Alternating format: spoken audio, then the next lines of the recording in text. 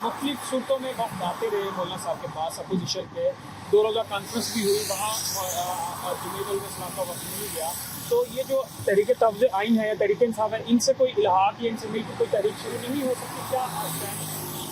ऐसा है कि हमारा कौमी मसला ये नहीं है कि किसको छुड़वाया जाए या किससे मुलाकात हो। हमारा कौमी मसला सिर्फ पाकिस्तान है, पाकिस्तान के हालात कैसे बेहतर हों, पाकिस्तान में दस्तूर कैसे जो है ना उसकी अमल दरामद कैसे यकीनी बनाया जाए, इलेक्शन पाकिस्तान के कैसे दुरुस्त हों, ये हमारे कौमी मसाइल हैं।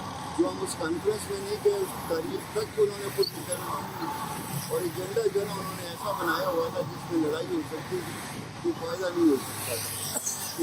जो कौमी एजेंडा जो है वो कौमी एजेंडा होता है, किसी से मशवरा करके रखा।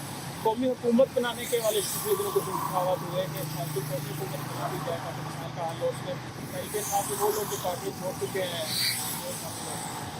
ये पुरानी दवाई है और मुख्तलिफ शक्लों में बेची जाती है।